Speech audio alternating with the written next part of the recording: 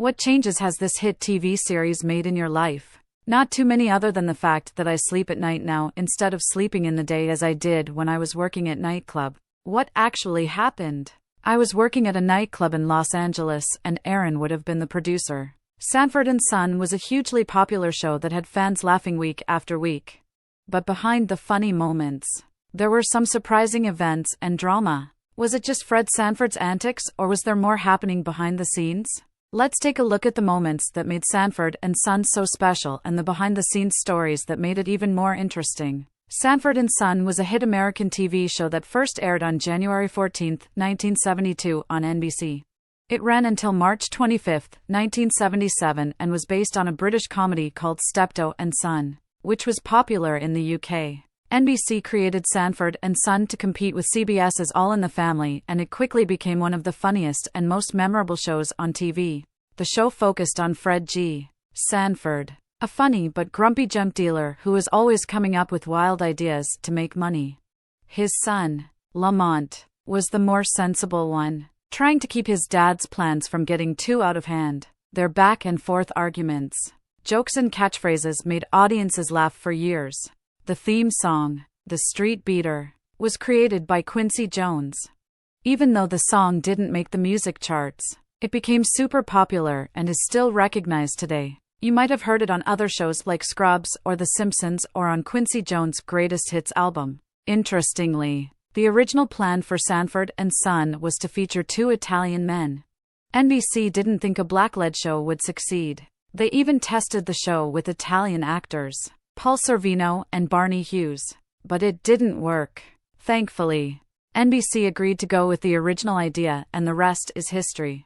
After Sanford and Son ended, a few spin-offs were attempted. Sanford Arms aired briefly in 1977, focusing on supporting characters, and Whitman Mayo, who played Grady, had a short-lived show in 1975. Red Fox tried to revive Sanford and Son with a new series called Sanford in 1980, but without Demond Wilson, who played Lamont, it didn't last.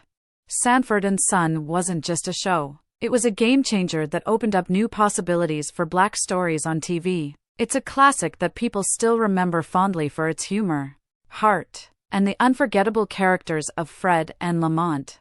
Fred Sanford, played by Red Fox, is an older, grumpy junk dealer who always thinks he's about to strike it rich with his wild money-making schemes. He runs Sanford and Son with his son Lamont, but Fred barely lifts a finger, leaving most of the work to Lamont. Lamont dreams of escaping the junk business and being his own man, but he loves his dad too much to leave. Fred and Lamont argue a lot, often calling each other names. Fred calls Lamont dummy, and Lamont fires back with old fool. They fight over money, chores, and pretty much everything else. But at the end of the day, they're family and can't stay mad for long. In one episode, Lamont quits and joins a competitor, but things fall apart without each other, and they quickly reunite. Lamont, played by Demond Wilson, is the more practical of the two, but he's also a bit greedy. Once, he tries to sell two coffins for a high price, even though they make his dad superstitious. In another episode, Lamont throws a poker party and ends up getting tricked by some cheats. Fred steps in to help, showing that he's sharper than Lamont gives him credit for. Fred has a feisty sister-in-law, Aunt Esther, who's always carrying a Bible. She and Fred are constantly at odds, trading insults and threats. Fred calls her names like Gorilla or Esther Kong, and she swings her purse at him, calling him old heathen. But she has a soft spot for Lamont and even shows kindness to Fred. Fred's close friends, like Grady and Bubba, add to the laughs. Grady is calm and cheerful with his famous line. Bubba is always ready to join in on Fred's crazy ideas. Then there's Julio, the friendly neighbor who Fred teases with ethnic jokes, but ends up respecting. Fred even helps Julio's nephew with schoolwork, showing he has a caring side too. Donna, Fred's girlfriend, is patient and sweet. She stands by him, despite his grumpy personality and wacky plans. At first, Lamont calls her the Barracuda because he doesn't trust her, but he eventually accepts her once he sees she genuinely cares for his dad. Lamont's best friend, Rallo, is another character who Fred doesn't trust because he's been in trouble before. Rallo tries to show Fred he's changed, but Fred keeps a close eye on him. There are also the local cops, Officer Smitty and Officer Hoppy, who pop in to check on things. Smitty is smooth while Hoppy tries to use cool slang, which usually sounds funny coming from him. Sanford and Son keeps you laughing with Fred's silly schemes, family arguments, and neighborhood drama. But the show is really about a father and son who might argue constantly, but love each other and are always there for each other. Sanford and Son was a massive success during its run from 1972 to 1977, quickly becoming one of the most watched shows on American television.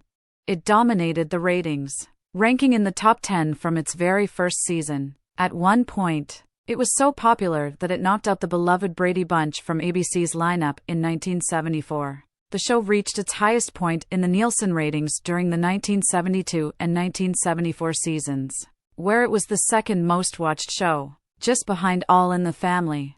It even came very close to beating All in the Family. By the 1974 season, Sanford and Son helped NBC dominate Friday nights, leading to the success of other shows like Chico and The Man, which ranked No. 3 that season. Later in the evening, shows like The Rockford Files and Policewoman kept the momentum going, placing No. 12 and No. 15 in the ratings. However, by its final season, the show's ratings started to drop, but it was still popular when it was cancelled. Its legacy continued to grow even after it ended, with Time magazine naming it one of the 100 best TV shows of all time in 2007. Sanford and Son received a lot of recognition during its run, including several Emmy nominations and wins. In 1972, it was nominated for Outstanding Comedy Series and Outstanding New Series. These nominations were thanks to the work of executive producer Bud Yakin and producer Aaron Rubin. Red Fox was nominated multiple times for his role. In 1972 and 1973, he was nominated for Outstanding Continued Performance by an Actor in a Leading Role in a Comedy Series. In 1974, he also got a nomination for Best Lead Actor in a Comedy Series. The show was also recognized for its technical work.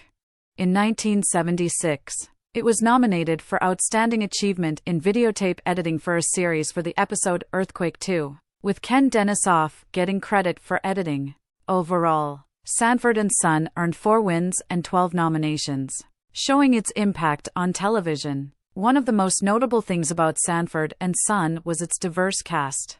It was one of the first sitcoms to feature a predominantly African American cast, which was a major breakthrough in the portrayal of African Americans on TV. At a time when most shows featured white casts, Sanford and Son played an important role in breaking down racial barriers on television. During the 1973 to 1974 season of Sanford and Son, something big happened behind the scenes.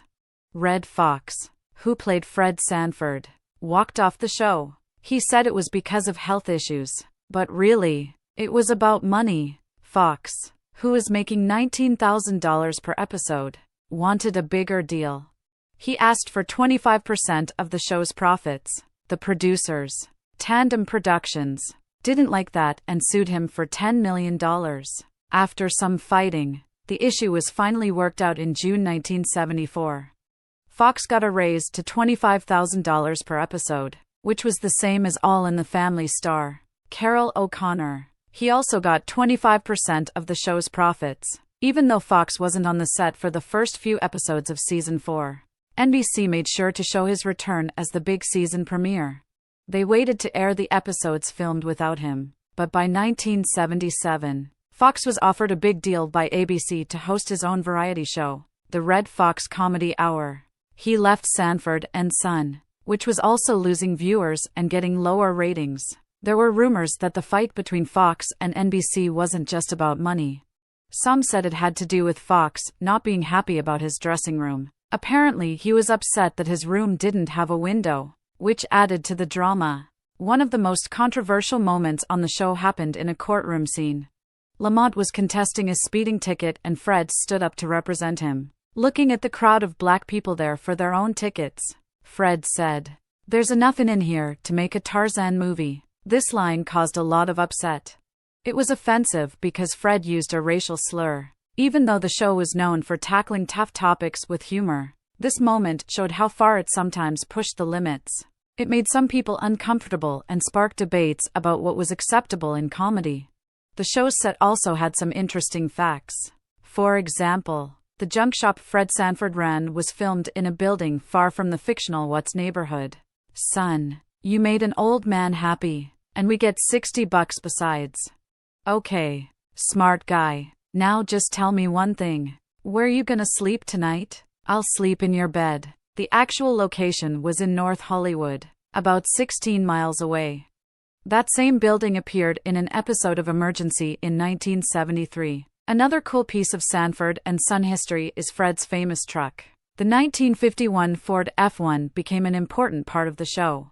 After the show ended, the truck was sold at auction and used for the spin-offs Sanford Arms and Sanford. Eventually, it ended up with Donald Dimmitt, a junk dealer in Indiana. In 2014, two car dealership owners, Tim Franco and Jeff Cantor, bought and restored the truck to look like it did on the show. They now display it in their dealers. These stories show just how Sanford and Son made a big impact, both on TV and off. From the drama behind the scenes to the lasting legacy of the truck, the show continues to be remembered. Let's take a look at some interesting behind-the-scenes facts from Sanford and Son that you may not know. Sanford and Son was full of interesting behind-the-scenes stories.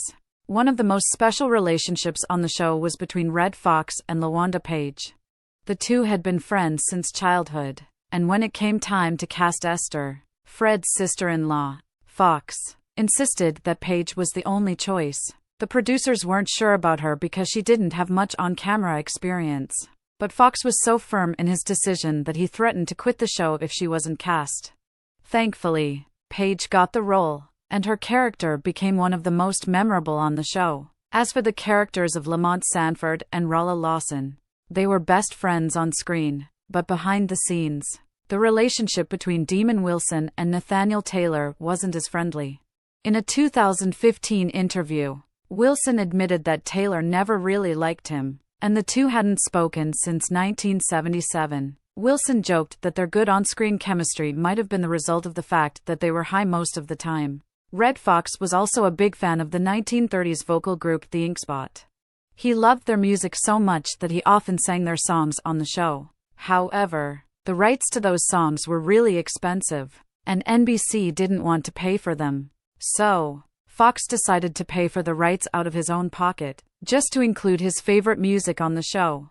In Season 2, Episode 21, titled Home Sweet Home for the Aged, there's a touching moment when Fred Sanford has a photograph of his late wife Elizabeth on his nightstand. It's the only time we see a picture of Elizabeth in the entire series, adding a bit of emotional depth to Fred's character. Demond Wilson, who played Lamont, didn't think the show would last when he first joined.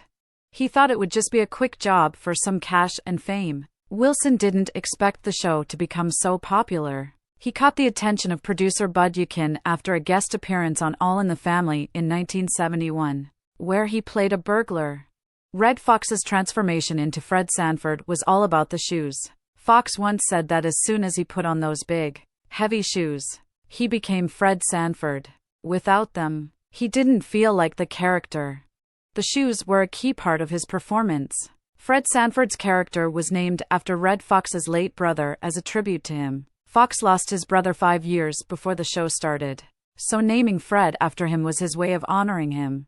Lamont Sanford was named after Lamont Owsley, a teen Foxx knew when he formed a washed-up band in his youth. Redd Foxx's famous heart attacks were actually inspired by his mother. Foxx said his mom, Mary Sanford, used to pretend she was having heart attacks when she wanted something done. She had health issues, and Foxx remembered her overacting to get attention. He used this for Fred Sanford's funny but dramatic moments on the show. Richard Pryor and Paul Mooney, two comedy legends, helped write 2 episodes of Sanford and Son. They co-wrote The Dowry and Sanford and Son and Sister Makes 3 during the 2nd season. Their writing added a lot of humor and creativity to the show. One time, when Redd Foxx had a real heart attack while filming The Royal Family in 1991, his co-stars thought he was joking like Fred Sanford. He had collapsed during rehearsals, and everyone thought it was just part of his act. They quickly realized it was serious, and paramedics were called to help him. Let's dive into the major cast of Sanford and Son and see what happened to them after the show. Demond Wilson, who brought Lamont Sanford to life for 6 seasons, never expected Sanford and Son to be a big hit. He thought it would just be a quick way to earn some money and get some attention before moving on to the next project. However, he quickly found himself becoming part of one of the most beloved TV duos. Wilson later shared his complicated relationship with co-star Red Fox in his book Second Banana. Director Alan Rafkin described Wilson as one of the most evil actors he worked with, mentioning Wilson's disrespect for rehearsals and the tension between him and Fox, which sometimes led to the pair playing with real guns on set while they were stoned. Red Fox, the comedian who played the iconic Fred Sanford, was known for his raunchy stand-up acts. Fox had a long career in comedy and acting, with roles in films like Harlem Nights and Norman, Is That You? His character Fred became a household name. Sadly, Fox passed away in 1991 at the age of 68 from a heart attack. LaWanda Page, who played Fred's tough sister-in-law Esther, had a career full of TV and film roles. Before Sanford and Son, she performed as a comedian and dancer. Her character Esther became a fan favorite, but Page also appeared in shows like Martin and Amen and films like Friday and Zap. Page passed away in 2002 at the age of 81 from a heart attack. Lynn Hamilton, who played Fred's girlfriend Donna, had a long career after Sanford and Son ended. Although she didn't appear in the spin-offs, she went on to star in the miniseries Roots, The Next Generations, and had a recurring role in The Waltons. She also appeared in shows like 227, Curb Your Enthusiasm, and Sister. Hamilton even had roles in films like The Vanishing of Elvis and Me. Her last TV appearance was in 2009 on Cold Case. Raymond Allen, who played Woody Anderson, didn't have a large number of roles in his career, but he left his mark with memorable appearances. He was also known for his role as Ned the Wino in Good Times and for his part in the film Darktown Strutters. Allen passed away in 2020 at 91. Whitman Mayo, who played Grady Wilson, was a well-known TV and film actor. His role as Grady was so popular that it earned him a spin-off show, Grady, though it didn't last long. Mayo had many TV roles, including appearances in Boycott and Waterproof. He also had parts in movies and died in 2001 at the age of 70 from a heart attack. Hal Williams, who played Officer Smith, joined the cast in 1972. He became a favorite for his role as the straight-laced cop to Howard Platt's more clueless Officer Hoppy. Williams continued acting after Sanford and Son, appearing in shows like Parks and Recreation, The Jeffersons, and Private Benjamin. He's even had roles in Hill Street Blues and Tales from the Crypt. Don Bexley played Bubba Bexley on Sanford and Son. He was a comedian and actor who brought a lot of humor to the show as one of Fred's friends. After Sanford and Son, Bexley appeared in other TV shows like Hunter, The Royal Family, and Cheers. He also acted in movies like Vibes, Little Miss Marker, and Sparkle. Bexley passed away on April 15, 1997 at the age of 87 due to heart and kidney failure after a fall. His work is still remembered by many. These actors and their characters brought Sanford and Son to life, and their careers after the show are just as interesting as the roles they played on screen.